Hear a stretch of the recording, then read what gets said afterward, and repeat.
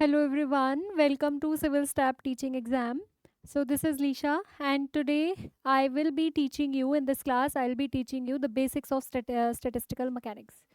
Hopefully you all are doing good and ये जो हमारा कोर्स है फाउंडेशन कोर्स ये सिविल स्टाफ ने स्टार्ट किया है जहाँ पे आपको बिल्कुल बेसिक से लेके चीज़ों को समझाया जाएगा. ठीक है. From the very basic we will be starting and then we will be moving to extreme maximum that is questions तक हम पहुँचेंगे और बहुत हर टाइप का क्वेश्चन जो है हम सॉल्व करेंगे from easy to moderate to difficult. Okay. तो आज हमारी जो क्लास रहने वाली है वो बेसिक्स ऑफ स्टैटिस्टिकल मैकेनिक्स पे रहने वाली है. ठीक है. स्टैटिस्टिकल मैकेनिक्स बेसिकली सबसे पहले हम थर्मोडायनामिक्स को पढ़ते हैं, है ना. फिर हम स्टैटिस्टिकल मैकेनिक्स को पढ़ते हैं. तो थर्मो में कुछ तो ऐसी चीज़ें होंगी जो मिसिंग होगी दैट वी रीच या वी ट्राई टू सॉल्व या we basically discuss statistical mechanics, है ना. तो आज हम वो सब चीज़ें जानेंगे कि हम स्टैटिस्टिकल मैकेनिक्स को क्यों पढ़ते हैं, क्या इसकी इंपॉर्टेंस है, क्या हमें इससे फ़ायदा मिलेगा, है ना.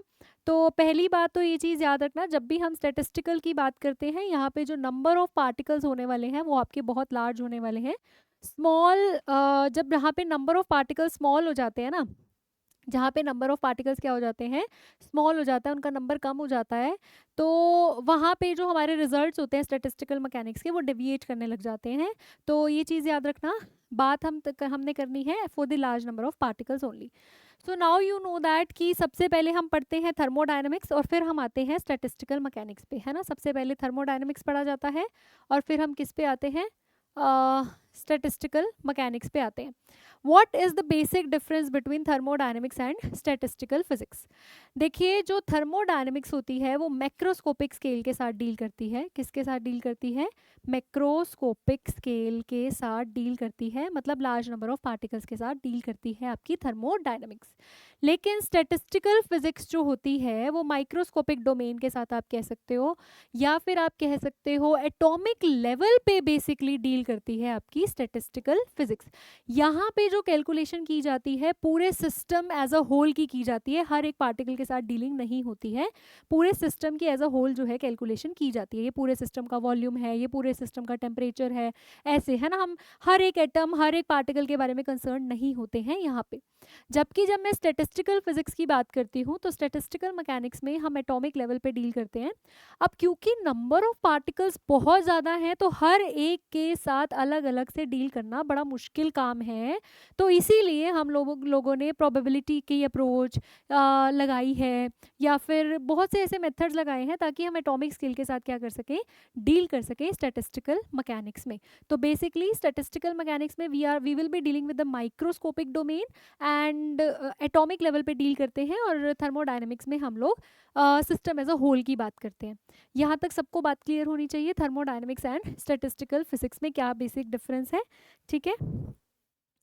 तो अब जो नेक्स्ट पॉइंट मुझे डिस्कस करना है वो क्या होने वाला है, देखिए माइक्रोस्टेट एंड मैक्रोस्टेट. अब माइक्रो और मैक्रो क्या है ना. अभी मैंने बोला ना हम माइक्रोस्कोपिक डोमेन के साथ डील करते हैं, वहाँ पे हम लार्ज मतलब मैक्रोस्कोपिक डोमेन के साथ डील करते हैं. तो what is microstate and what is macrostate, इन दोनों को मुझे क्या करना है, डिस्कस करना है.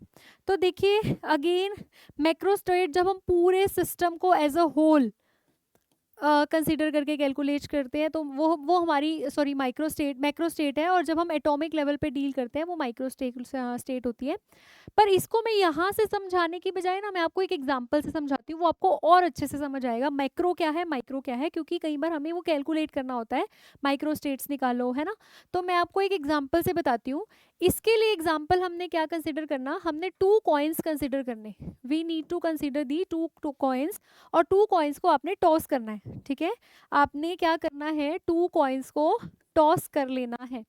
जब आप टॉस करोगे या पॉसिबल आउटकम्स क्या है, या तो दोनों पे हेड आ जाए या दोनों पे टेल आ जाए या एक पे हेड आ जाए एक पे टेल आ जाए और पहले पे टेल आ जाए दूसरे पे हेड आ जाए. यही पॉसिबिलिटीज है. क्या पॉसिबिलिटीज है, हेड हेड पॉसिबिलिटी है, हेड टेल है, टेल हेड है, या फिर टेल टेल पॉसिबिलिटी है.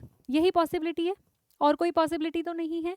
ठीक है. आप 3 कॉइन से भी मैं आपको 2 कॉइन से बता रही हूँ, आप 3 कॉइन से भी करके देखना, आपको और क्लियरिटी आएगी चीज़ों की. ठीक है. अब यहाँ पे जो मेरी मैक्रो स्टेट है, जो मेरी मैक्रो स्टेट है वो क्या है कि या तो हेड हेड आए पूरे सिस्टम में, या टेल टेल आए, या फिर हेड और वन हेड वन टेल आए, वन हेड वन टेल आए, ठीक है।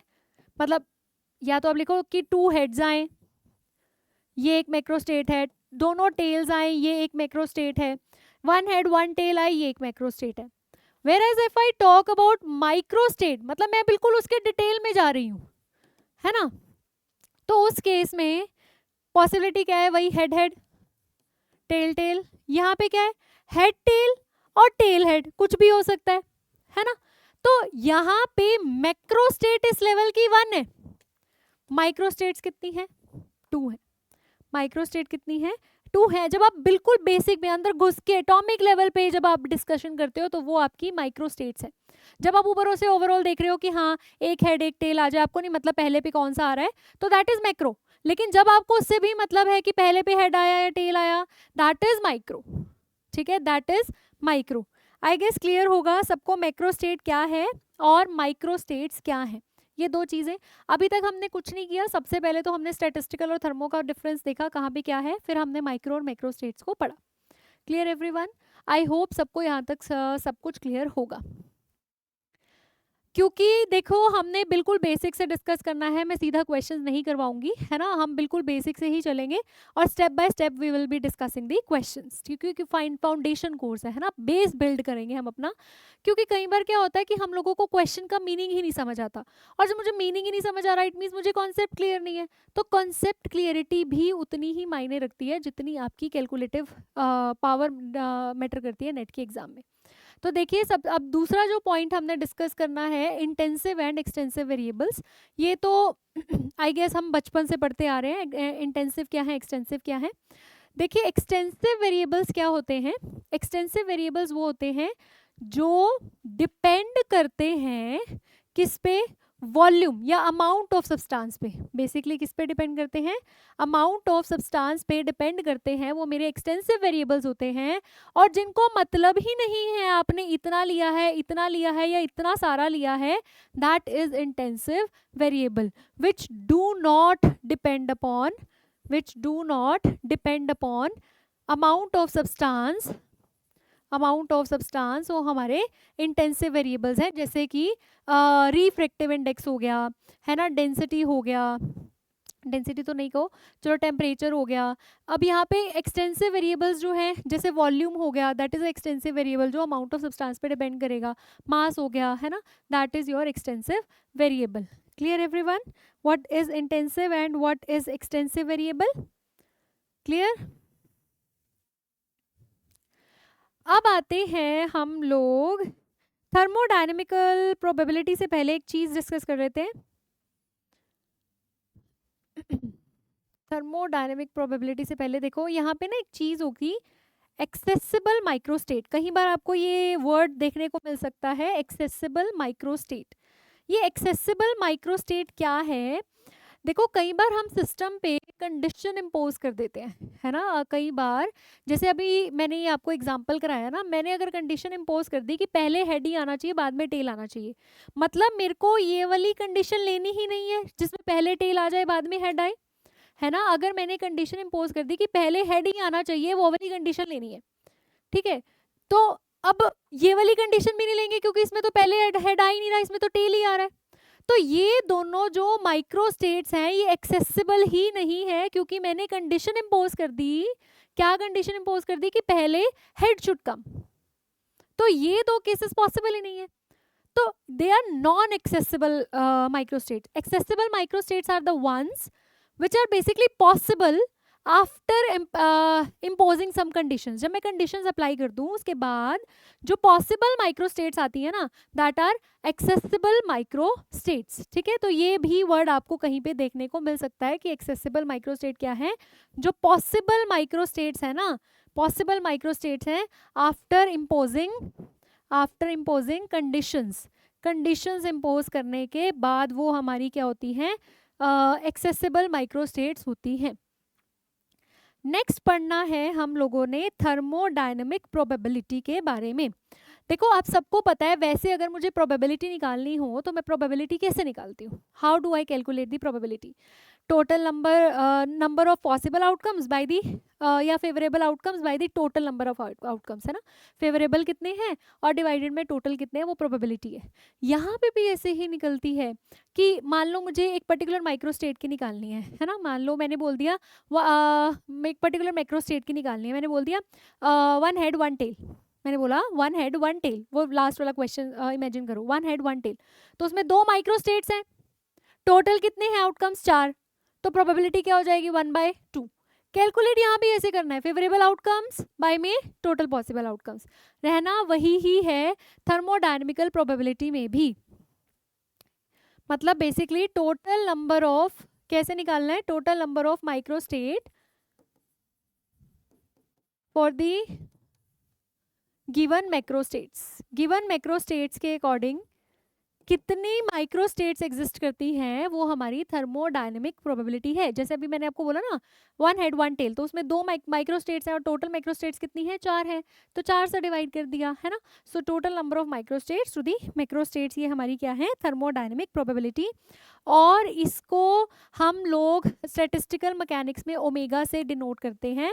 And there is a very very very important relation between entropy and omega, that is S is equals to KB ln omega, जहाँ पे आपका KB क्या है, Boltzmann constant है, KB क्या है, बोल्ट्जमैन कांस्टेंट है, और ओमेगा क्या है, ओमेगा क्या है यहाँ पे, ओमेगा आपका यही है थर्मोडायनेमिक नंबर ऑफ माइक्रोस्टेट्स, ठीक है। प्रोबेबिलिटी को तो पे से ही ओमेगा क्या है यहाँ पे, थर्मोडायनेमिक प्रोबेबिलिटी है, सॉरी, ठीक है। ओमेगा क्या है, thermodynamic probability, that is total number of microstate for a given macrostate. अब ये रिलेशन इंपॉर्टेंट क्यों है, ध्यान से देखो। Entropy for a system as a whole is determined. Entropy पूरे सिस्टम की निकाली जाती है, एक एक पार्टिकल की एंट्रोपी नहीं होती। एंट्रोपी मतलब डिग्री ऑफ रेंडमनेस ना, डिग्री ऑफ रेंडमनेस पूरे सिस्टम की निकलती है, हर एक अलग अलग से पार्टिकल की नहीं निकलती। तो एंट्रोपी आपका मैक्रोस्कोपिक डोमेन में आता है। बेसिकली एंट्रोपी एक मैक्रोस्कोपिक स्टेट है, मैक्रोस्कोपिक वेरिएबल है, ठीक है। It is a macroscopic variable entropy, क्योंकि for a system as a whole calculate की जाती है ये। जबकि omega, omega is total number of microstates ना, यहाँ पे आप माइक्रोस्टेट्स की बात करने वाले हो, एटॉमिक लेवल पे बात करने वाले हो, तो ओमेगा आपका माइक्रोस्कोपिक डोमेन है, माइक्रोस्कोपिक वेरिएबल है, क्लियर। तो यहाँ पे ये जो हमारा रिलेशन है ना, वो मैक्रोस्कोपिक वेरिएबल को माइक्रोस्कोपिक से रिलेट करता है, या आप ये कह सकते हो कि ये जो रिलेशन है ये एक ब्रिज का काम करता है between thermodynamic and statistical physics. क्योंकि माइक्रोस्कोपिक वेरिएबल की बात स्टैटिस्टिकल में करते हैं, मैक्रोस्कोपिक वेरिएबल की बात किस में करते हैं, थर्मोडायनेमिक्स में करते हैं। तो this relation acts as a bridge between the thermodynamics and statistical physics. Clear everyone, ये रिलेशन इंपॉर्टेंट है, ओके। ये अभी आगे मैं आपको और अच्छे से बताऊंगी ओमेगा कैसे कैलकुलेट किया जाता है।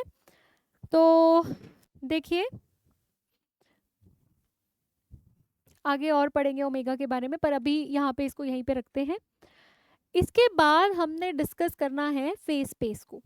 अब ये फेज स्पेस क्या चीज़ है, देखिए जैसे आप मैथमेटिक्स में कोऑर्डिनेट सिस्टम को पढ़ते हो कि एक पार्टिकल की अगर मुझे पोजीशन बतानी है तो मेरे पास कार्टेशियन कोऑर्डिनेट सिस्टम है, स्फेरिकल पोलर कोऑर्डिनेट सिस्टम है, सिलेंड्रिकल सिस्टम है ना। 3 कोऑर्डिनेट्स पोजीशन के रिप्रेजेंट किए जाते हैं वहाँ पे, है ना। तो ऐसे ही हमारी बेसिकली आप कह सकते हो चीज़ों को इजी बनाने के लिए एक टर्म इंट्रोड्यूस, एक हाइपोथेटिकल स्पेस, एक हाइपोथेटिकल बेसिकली स्पेस इंट्रोड्यूस किया गया, that is known as phase space. ऐसा कोई स्पेस एग्जिस्ट नहीं करता है, आप कार्टेशियन कोऑर्डिनेट्स को एग्जिस्ट थोड़ी करते हैं, मानते हैं ना अपनी कैलकुलेशंस को ईजी करने के लिए। तो ऐसे ही फेज स्पेस नाम का एक प्राणी, एक स्पेस इंट्रोड्यूस किया गया जो हाइपोथेटिकल है, ऐसा कोई स्पेस एग्जिस्ट नहीं करता है। लेकिन वहाँ पे आप 6 कोऑर्डिनेट्स को डिफाइन करते हो, 3 आपके पोजीशन के कोऑर्डिनेट्स होते हैं और 3 आपके मोमेंटम के कोऑर्डिनेट्स होते हैं। अब देखो कोई सोचेगा यहाँ तो 3 कोऑर्डिनेट्स और बढ़ा दिए और काम बढ़ गया, बट काम बढ़ा नहीं है, काम कम हुआ है। क्योंकि यहाँ पे जब आप फेज स्पेस डिफाइन करोगे ना, 3 पोजीशन के कोऑर्डिनेट्स, 3 मोमेंटम के कोऑर्डिनेट्स, अब आप मोमेंटम के कोऑर्डिनेट्स भी वहाँ पे लिख दोगे तो हमें उस पार्टिकल का मोमेंटम भी पता लग जाएगा, हमें उस पार्टिकल की वेलोसिटी भी पता लग जाएगी, है ना। तो हर एक पॉइंट फेज स्पेस में पार्टिकल की स्टेट को डिफाइन करता है, और हमें बस देखते ही पता लग जाता है हाँ मोमेंटम इतना है और पोजीशन इतनी है। मतलब बहुत सारी इंफॉर्मेशन हमें मिलने लग जाती है थ्रू अ फेज स्पेस। तो काम मुश्किल नहीं हुआ है, काम इजी हुआ है। अभी आप देखोगे जब हम माइक्रो कैनोनिकल एंसेम्बल करेंगे ना, तो you will come to know कि कितनी बड़ी चीज़ है ये हमारे फेज स्पेस हमारे लिए, कितनी इसने हमारे लिए चीज़ों को, कैलकुलेशन को आसान किया है।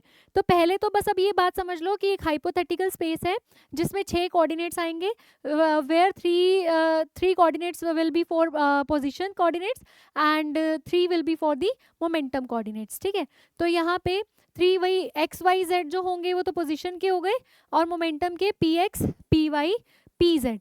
और हर एक पॉइंट फेज स्पेस में मुझे स्टेट बताएगा ऑफ दैट पार्टिकल। क्या बताएगा? स्टेट बताएगा उस पार्टिकल की। क्लियर? ठीक है, मैं बार बार बोलती हूँ, अगर किसी को कोई भी डाउट आता है वो कमेंट बॉक्स में लीव कर सकता है। ठीक है, I will for sure reply to that comment. Okay, so यहाँ पे हमारे पास फेस स्पेस हो गया। ठीक है, मैं सोच रही हूँ कि सबको सब कुछ समझ आ गया है ना। यहाँ पे फेस स्पेस क्या है मैं समझ के चल रही हूँ कि यहाँ पे सबको समझ आ चुका है। नाउ इसको अच्छे से समझने के लिए we will consider the example of a one dimensional harmonic oscillator. तो आपको पता लगेगा कि कैसे क्या चीज़ें सिंपल हुई हैं, क्योंकि देखो मैंने तो कह दिया चीज़ें सिंपल हो गई। कैसे हो गई? कैसे हो गई दिखाओ ना। तो here is the proof. Okay, here is the proof for the same. So consider करो, consider a one dimensional harmonic oscillator. One dimensional harmonic oscillator को कंसिडर करना है। कर लोगे कंसिडर? कर लिया। अब हार्मोनिक ऑसिलेटर के केस में जो टोटल एनर्जी है वही kinetic energy plus potential energy की तरह दिया जाता है। Kinetic energy is half mv², potential energy is half kx², है ना, ऐसे दिया जाता है। और अगर मेरे को इसको मोमेंटम की टर्म्स में, क्योंकि देखो अगेन मुझे फेस स्पेस में डील करना है, और फेस स्पेस में मोमेंटम और पोजीशन कोऑर्डिनेट्स होते हैं, है ना। तो मुझे यहाँ पे काइनेटिक एनर्जी को मोमेंटम की टर्म्स में एक्सप्रेस करना पड़ेगा। तो यहाँ पे मैं लिख सकती हूँ px²/2m, क्योंकि मैं 1D में डिस्कस कर रही हूँ तो सिर्फ मैं x कोऑर्डिनेट ले रही हूँ। It's your wish to deal with y और z और x coordinates, it's your wish completely. I guess इतना तो आप सबको पता ही है ना, हम कोई भी कोऑर्डिनेट ले सकते हैं। अब यहाँ पे क्या कीजिए, e से डिवाइड कर दीजिए, px²/2me plus kx²/2e is equals to 1, right. So now अगर आप लोगों को दिख रहा है तो ये आई गेस आप सब बता सकते हैं किसकी इक्वेशन है। ये किसकी इक्वेशन आपको लग रही है, आपको पता लग जाना चाहिए। तो ये एक एलिप्स की इक्वेशन को रिप्रेजेंट कर रहा है। सर्कल तो नहीं है ऑब्वियसली, है ना, क्योंकि रेडियस इज नॉट सेम। सो इसको आप x² / a² plus y² / b² is equal to 1 की फॉर्म में एक्सप्रेस कर पाओगे। So this is your ellipse, equation of ellipse. तो फेस स्पेस में अगर मैं इसको ड्रॉ करूँ तो ये एक ऐसा एलिप्स सा बनेगा, है ना। यहाँ पे px कोऑर्डिनेट या x कोऑर्डिनेट जो भी है ना, तो it will be an ellipse. Clear? तो यहाँ पे हर एक पॉइंट जो है वो किसको रिप्रेजेंट करेगा? स्टेट ऑफ सिस्टम को रिप्रेजेंट करेगा। मान लो कोई भी पॉइंट है तो यहाँ पे अगर एक पॉइंट लिया तो वो मोमेंटम को भी रिप्रेजेंट करेगा, पोजीशन को भी रिप्रेजेंट करेगा, हर चीज़ को रिप्रेजेंट करेगा। ठीक है, अब यहाँ पे अगर मुझे वॉल्यूम निकालना है, अगर मुझे यहाँ पे वॉल्यूम निकालना है, ये कितनी वॉल्यूम कवर कर रहा है, क्योंकि देखो अगर आप 3D में जाओगे तो it will cover volume, it will not be ellipse, it will be ellipsoid या स्फेरॉइड, कुछ ऐसा होगा, है ना। तो वॉल्यूम कैसे निकाला जाता है? देखिए फेस स्पेस में to calculate volume, how it is done, small volume in phase space. अच्छा, आप लोगों को ये तो समझ आया ना, ये मैंने बनाया तो इससे क्या पता लगेगा, इससे क्या पता लगेगा? ये देखो मुझे पता, ये देखो यहाँ से एक तो मुझे पता लग गया कि ये कैसा इसका फेस स्पेस कैसा होगा, एलिप्स होएगा। ठीक है, ये पता लग गया। दूसरा, अगर मैं किसी भी पॉइंट को अगर मैं देखूँ तो मुझे यहाँ से इसकी पोजीशन और मोमेंटम पता लग जाएगा बहुत आसानी से, है ना। तो यहाँ पे यही जो है एडवांटेज है हमारे पास फेस स्पेस का, यही जो है वो एडवांटेज है फेस स्पेस का। अब small volume in phase space कैसे कैलकुलेट की जाती है? D tau, that is calculated as D P x into D P Y into D P Z into D X into D Y into D Z. समझ गए? समझ गए ना सभी? अब फ्रॉम अनसर्टेनिटी प्रिंसिपल, जो हमारा अनसर्टेनिटी प्रिंसिपल है वो क्या कहता है, delta x into delta P x is greater than equals to H upon 2 pi, है ना, is greater than equals to H upon 2 pi. या फिर इसको मैं और ऐसे लिख सकती हूँ कि delta x into delta P x is approximately equals to h, लिख सकती हूँ। ठीक है, सो यहाँ से d P x into D x को एच के इक्वल, ऐसे ही similarly delta y into delta p y is equals to approximately equals to h, and delta z into delta p z is also approximately equals to h. तो ये देखो, तो h into h will be H cube. तो smallest volume जो एक phase space में possible है that is equals to H cube, that is equals to H cube. ये पॉइंट याद रखना है, क्योंकि जब अब मैं आपको माइक्रो कैनोनिकल एंसेम्बल कराऊंगी वहां पे ये चीज़ यूज होगी, फिर वहां पे मैं आपको नहीं बताऊंगी कि एच क्यूब कैसे आया। ठीक है, अब कई टीचर्स, या मैं किसी की वो नहीं कर रही, हर किसी का अपना वे है टीचिंग का, है ना। और आप लोग भी देखो, ऑब्वियसली कोई प्रूफ नहीं पूछने वाला है हम लोगों से, है ना, पर बेसिक कॉन्सेप्ट थोड़ा बहुत क्लियर होना चाहिए। जहाँ पे मुझे लगेगा कि मुझे ये चीज़ें बताने की जरूरत नहीं, I will skip that part and मैं डायरेक्टली आपको फॉर्मूलाज भी बताऊंगी। क्लियर? क्योंकि अल्टीमेटली हमें फॉर्मूलाज भी याद रखने हैं, बट यहाँ पे आपको पता होना चाहिए कि जो स्मॉलेस्ट वॉल्यूम है that is equals to H cube, क्योंकि हम इसको डायरेक्टली बहुत जगह यूज़ करने वाले हैं, बहुत जगह। So we should know how this volume is H cube. ठीक है, अब अगर मुझे नंबर ऑफ माइक्रोस्टेट, मतलब अभी देखा आपने सिंपल हार्मोनिक मोशन में आपको पता लगा था कि यहाँ पे एलिप्स बना था। अगर अब इस एलिप्स में कितने फेस स्पेस पॉइंट्स आ रहे हैं मुझे ये निकालने हैं। अगर इस एलिप्स में कितने फेस स्पेस पॉइंट्स आ रहे हैं मुझे निकालने हैं, तो how I can do.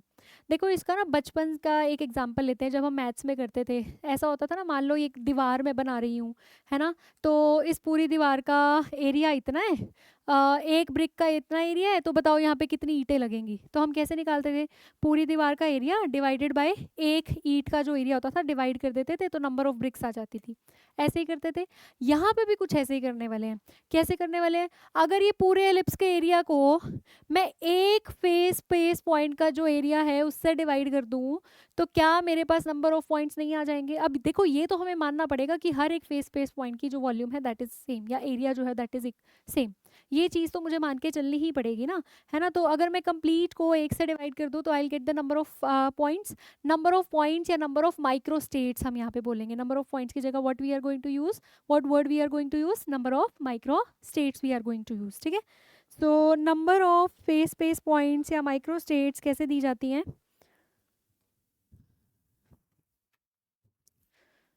Number of phase space points, number of phase space points और नंबर ऑफ माइक्रो स्टेट्स कैसे दी जाती है, how they are given, that is equals to total volume divided by volume of one phase space point. और one phase point की जो volume है वो जो स्मॉलेस्ट वॉल्यूम है वही है ना, है ना, वही ही है। सो जो हमारे पास टोटल वॉल्यूम है यहाँ पे वो कैसे दी जाएगी, नंबर ऑफ माइक्रोस्टेट्स को ओमेगा से डिनोट करना, डी पी एक्स 6 बार इंटीग्रेशन, वैसे तो D P x into D P Y into D P Z, उसका कंप्लीट इंटीग्रेशन ले लेना ना, D X D Y D Z divided by smallest volume possible क्या है, एच क्यूब। ये अभी आपको ऐसा लग रहा है ये पता नहीं क्या लिख दिया, कैसे लिख दिया। अभी जब मैं आपको माइक्रो कैनोनिकल एंसेम्बल कराऊंगी हर पॉइंट पे हम इस फॉर्मूला को यूज़ करने वाले हैं। ठीक है, नाउ इट्स योर विश, जो इतना बड़ा हमने पढ़ा उस चीज़ को समझ समझ के करना है, या डायरेक्टली भी आप नंबर ऑफ माइक्रोस्टेट्स को याद कर सकते हो कि हमने कैसे निकालना है टोटल वॉल्यूम डिवाइडेड बाय एक फेस पॉइंट्स की जो वॉल्यूम है दैट। तो टोटल वॉल्यूम इसकी कैसे निकालनी ये पता लग गया, और एक फेस स्पेस पॉइंट की वॉल्यूम कितनी है, एच क्यूब है, ये भी पता लग चुका है। आई गेस यहाँ तक हर बच्चे को हर पॉइंट अच्छे से क्लियर होगा। अब माइक्रोस्टेट्स पता लग गई कैसे निकालनी, है ना। अब यहाँ पे इसके बाद जो हम वर्ड सुनते हैं वो सुनते हैं एंसेम्बल। एंसेम्बल वर्ड बहुत फ्रीक्वेंटली स्टैटिस्टिकल मैकेनिक्स में यूज़ किया जाता है, एंसेम्बल, है ना, ये एंसेम्बल है, ये एंसेम्बल है। क्या एंसेम्बल है? पहली बात तो ये याद रखना, ये इसका हार्ट है, ठीक है, ये हार्ट है of statistical mechanics. Statistical mechanics का हार्ट क्या है हमारे पास? एंसेम्बल है। एंसेम्बल हर पॉइंट पे आपको यू दिखेगा कि ensemble, ensemble, what is ensemble now? Ensemble basically system जो है, बहुत सारे सिस्टम की कलेक्शन है। मान लो मेरे पास 4 सिस्टम है, ठीक है, जो मैक्रोस्कोपिकली आपको सेम दिखेंगे, हर एक चीज आपको ऊपर से देखोगे ना, ऊपर ऊपर से ओवरऑल देखोगे सेम दिखेगी। जब आप उसके माइक्रोस्कोपिक डोमेन में जाओगे तो कुछ ना कुछ आपको डिफरेंट मिलेगा, ठीक है, कुछ ना कुछ आपको उसमें क्या मिलेगा? डिफरेंट मिलेगा, दैट इज योर माइक्रोस्कोपिक। जैसे सपोज करो कि मेरे पास एंसाम्बल्स हैं या बहुत सारे सिस्टम्स हैं, है ना, तो इसमें सब में एन एन पार्टिकल्स हैं, लेकिन हो सकता है यहाँ पे जो एनर्जी हो सबकी, किसी की E1 हो, किसी की E2 हो, यहाँ पे E1 डैश हो, यहाँ E2 डैश हो, यहाँ E3 डैश हो, यहाँ E3 डैश हो, तो मतलब ओवरऑल ऊपर ऊपर से देखोगे तो आपको वो सेम लगेंगे, लेकिन जब आप डीप इनसाइड जाओगे तो आपको पता लगेगा ये तो डिफरेंट है ना। सो एंसेम्बल क्या है? Collection of large number of macroscopically identical but microscopically different system. जो मैक्रोस्कोपिकली तो आइडेंटिकल लग रहे हैं बट माइक्रोस्कोपिकली डिफरेंट है, वो हमारे क्या होते हैं? एंसेम्बल्स होते हैं। अब एंसेम्बल्स आई गेस हम सब मास्टर्स में पढ़ते हैं, एंसेम्बल्स 3 तरह के होते हैं, है ना, micro canonical, canonical and then grand canonical. And what is the difference between the three? देखो नेट में तो ऑब्वियस है, बहुत कम चांसेस होते हैं ऐसा क्वेश्चन पूछने की, पर एक बार पूछा गया है। पर जनरली ऐसे क्वेश्चन गेट में बहुत बार बहुत फ्रिक्वेंटली पूछ लिए जाते हैं कि जो मतलब आपको स्टेटमेंट्स दे देते हैं कि बताओ इनमें से चूज़ करो माइक्रो कैनोनिकल एंसेम्बल कौन सा है, कौन सी चीज़ को सेटिस्फाई करता है। तो अभी हम पढ़ते हैं कि माइक्रो कैनोनिकल एंसेम्बल क्या होता है, वो कौन कौन सी इक्वेशंस को बेसिकली सेटिस्फाई करता है। तो माइक्रो कैनो 3 तरह के हमारे पास एंसेम्बल्स हैं।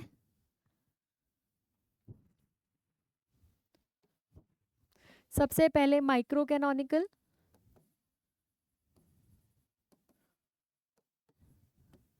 फिर है हमारे पास कैनोनिकल, और फिर है हमारे पास ग्रैंड कैनोनिकल।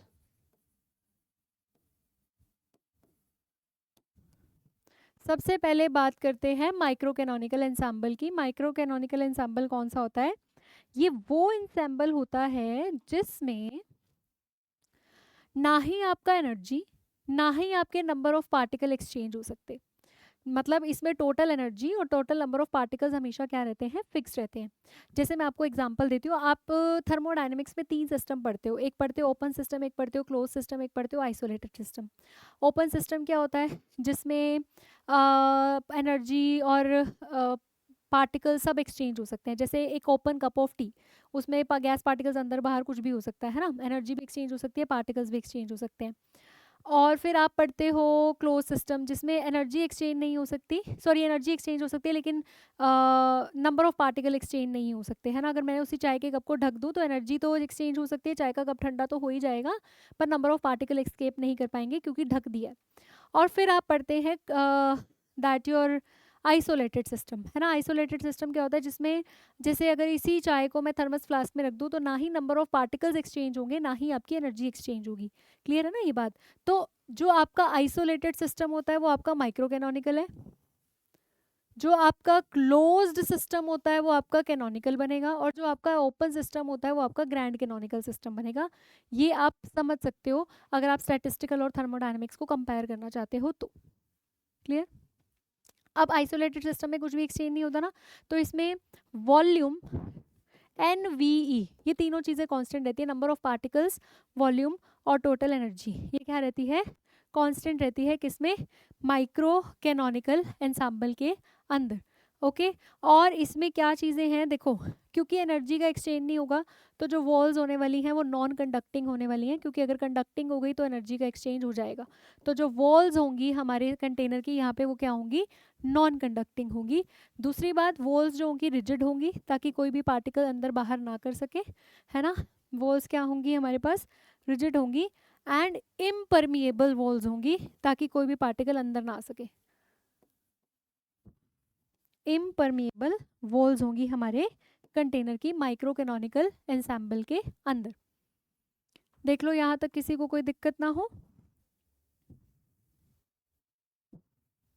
और यहाँ पे जनरली हम माइक्रो स्टेट कैलकुलेट करते हैं, ओमेगा को कैलकुलेट करते ही करते हैं माइक्रो कैनोनिकल के अंदर, को क्वेश्चन भी पूछा जाता है। अभी हम आएंगे कैसे क्वेश्चन पूछा जाता है। अब आते हैं कैनोनिकल एंसेंबल के ऊपर। जो हमारा कैनोनिकल एंसेंबल होता है, यहाँ पे एनर्जी का एक्सचेंज जो है वो हो सकता है, जैसे मैंने आपको बताया चाय के कप को अगर मैं प्लेट से ढक दूँ तो ऐसा नहीं है कि हीट एनर्जी एक्सचेंज नहीं होगी, हीट एनर्जी आराम से एक्सचेंज होगी, but number of particle exchange नहीं होंगे। लेकिन यहाँ पे जो टेम्परेचर है सिस्टम का वो कांस्टेंट रखने की कोशिश की जाती है, टेम्परेचर को चेंज नहीं करने दिया जाता है ना। तो यहाँ पे जो आपके पास क्या होगा, रिजिड होंगी वॉल्स, कंडक्टिंग होगी क्योंकि हीट तो आपकी अंदर बाहर हो सकती है पर इम्परमिएबल ही होंगी, पार्टिकल्स को अंदर बाहर नहीं करने देना। और यहाँ पे आपका क्लोज सिस्टम की तरह ये काम करता है ना। इसके बाद और यहाँ पे हम माइक्रोस्टेट्स के बजाय पार्टीशन फंक्शन को कैलकुलेट करते हैं z, है ना। पार्टीशन फंक्शन को कैलकुलेट किया जाता है। ग्रैंड कैनोनिकल में भी पार्टीशन फंक्शन कैलकुलेट किया जाता है, बट यहाँ के पार्टीशन फंक्शन को बोला जाता है ZG, grand canonical partition function, if you remember, grand canonical partition function. अब यहाँ पे देखिए ग्रैंड कैनोनिकल जो एंसेंबल होता है हमारे पास, यहाँ पे होता है mu V T. Mu V T एक तो केमिकल पोटेंशियल, वॉल्यूम और टेम्परेचर, ये तीनों चीज़ें क्या रहने वाली है यहाँ पे, कांस्टेंट रहने वाली है, म्यू वी और टी। और यहाँ पे हमारी जो वॉल्स होंगी रिजिड होंगी, ठीक है, रिजिड तो होंगी, पेनिट्रेबल होंगी, ओके, एंड कंडक्टिंग वॉल्स होंगी। क्लियर। तो ये हमारा ब्रीफ है about the micro canonical, canonical और ग्रैंड कैनोनिकल। और मैंने आपको थर्मोडायनेमिकल सिस्टम से भी रिलेट करके बता दिया कि अगर किसी को ऐसे प्रॉपर्टीज ना याद आ रही हो तो आप यहाँ से भी रिलेट करके निकाल सकते हो। वहाँ पे एन वी ई तीनों कांस्टेंट होंगे, यहाँ पे ई एक्सचेंज हो सकता है तो यहाँ पे आ जाएगा आपके पास एन वी टी, क्या आ जाएगा, एन वी टी। और यहाँ पे आपके पास वी तो तीनों में ही कांस्टेंट रहने वाला है, यहाँ पे अब एन भी कांस्टेंट नहीं रहेगा, उसकी जगह म्यू आ जाएगा, तो म्यू वी टी आ जाएगा। Mu is chemical potential, mu क्या है हमारे पास, केमिकल पोटेंशियल है। सो आई गेस बेसिक तो बिल्कुल आप लोगों को क्लियर होगा कि माइक्रो कैनोनिकल क्या है, कैनोनिकल क्या है, ग्रैंड कैनोनिकल क्या है। अब हम स्टार्ट करते हैं माइक्रो कैनोनिकल सिस्टम को डिटेल में स्टडी करना, क्योंकि अब हमें, क्योंकि ये चीज़ें तो चलो यहाँ से क्वेश्चन बन सकता है अभी स्लाइड में से, है ना।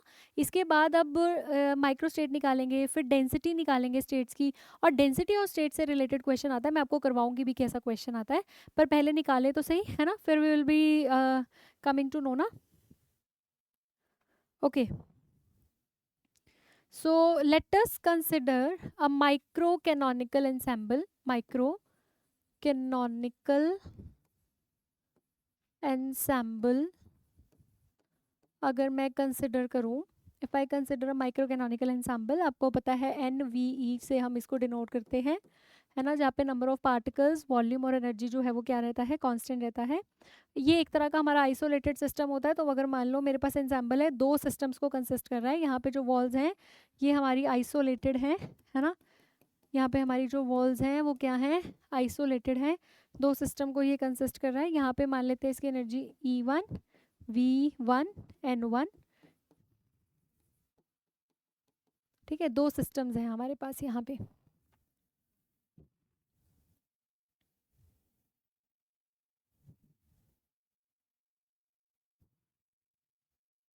तो अगर एक चीज ध्यान रखना, if spin of particle is given to you, if spin of particle is given to you, तो नंबर ऑफ माइक्रोस्टेट्स या इसको मल्टीप्लिसिटी भी बोलते हैं, multiplicity omega is given by 2s+1। कैसे दिया जाता है? 2s+1 से दी जाती है, और ये हमारा फॉर वन पार्टिकल है। ये किसके लिए है? एक पार्टिकल के लिए। And if I have n particles, for n particles omega हो जाएगा हमारे पास 2s+1 raise to power n। This is omega. और एक रिलेशन मैंने आपको पहले बताया था, s is equals to kb ln omega, है ना। तो यहाँ से क्वेश्चन बता दे पहले, कैसा क्वेश्चन पूछा जाता है ना। पहले एक क्वेश्चन कर लेते हैं यहाँ से जो हमसे पूछा जाता है। देखिए क्या क्वेश्चन पूछा जाता है। मान लो हमारे पास suppose we have n particles, suppose we have n particles of spin 1 and these particles are non-interacting। सारे particles कैसे हैं? Non-interacting है, and we have n particles of spin 1 which are non-interacting। आपने what is the entropy? What is the entropy of system? है ना, system की entropy निकालनी है। तो अभी आप लोगों को मैंने एक फॉर्मूला बताया है ना। क्या फॉर्मूला बताया? That S is equals to K B L N omega, और ओमेगा क्या होता है? 2s+1 raise to power n, where n is the number of particles. बताया अभी ये रिलेशन मैंने आप लोगों को, है ना। तो यहाँ पे s हमारे पास क्या है? 1, स्पिन 1 है ना मेरे पास, तो ओमेगा यहाँ पे क्या आ जाएगा? 2 × 1+1 raise to power n, that is 3 raise to power n is omega. तो यहाँ से एंट्रोपी क्या आ जाएगा? Entropy is K B L N omega, omega is 3 raise to power n, n आगे आ जाएगा, तो आ जाएगा n के बी एल एन 3। और ये गेट में पूछा हुआ है क्वेश्चन, देखो गेट में पूछा हुआ है ये क्वेश्चन। कितना सिंपल क्वेश्चन था, बट फॉर्मूला तो पता होना चाहिए, है ना। बट फॉर्मूला तो पता होना चाहिए, तो it was very simple question which was asked in gate.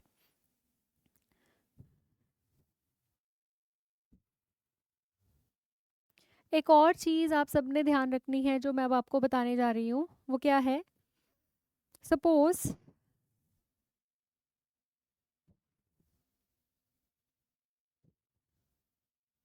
There are in total n particles. मान लेते हैं इन टोटल मेरे पास n पार्टिकल्स हैं। इन टोटल मेरे पास कितने पार्टिकल्स हैं? n पार्टिकल्स हैं। और मान लेते हैं जो n1 नंबर ऑफ पार्टिकल्स हैं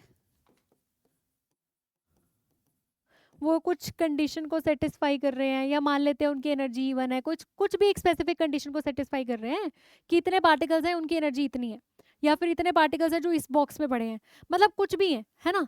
या फिर n2 नंबर ऑफ पार्टिकल्स हैं, उन पे कुछ और कंडीशन इम्पोज्ड है, मान लो उनकी एनर्जी E2 है, या कुछ भी ऐसे n3 नंबर ऑफ पार्टिकल्स उन पे कुछ और कंडीशन इम्पोज है, सपोज उनकी एनर्जी E3 है। सपोज आई एम सेइंग कि कुछ भी कंडीशन इम्पोज हो सकती है, ये तो मैंने एक मानी कि इसकी एनर्जी इतनी है, इसकी एनर्जी इतनी है, सपोज कर लो, है ना। तो अब यहाँ से जो हमारी नंबर ऑफ माइक्रो स्टेट्स आएंगी ना ऐसे सिस्टम के लिए, omega, that will be total number of particles जो भी हैं का factorial, n1 factorial, n2 factorial, n3 factorial. कुछ और होता तो कुछ और भी आ जाता, ठीक है। ठीक है, बोलो भाई।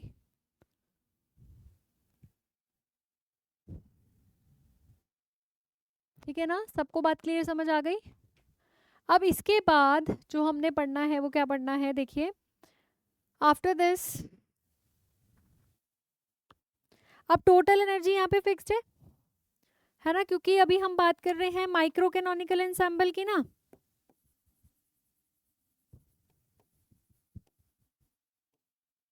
टोटल एनर्जी फिक्स्ड है, total number of particle fixed है, ठीक है। तो यहाँ पे जो एन टी, एन टोटल है या कैपिटल एन जिसको आप कह रहे हो, तो वो N1 plus N2 plus so on up to जो भी है समीशन Ni, ये क्या है, फिक्स्ड है।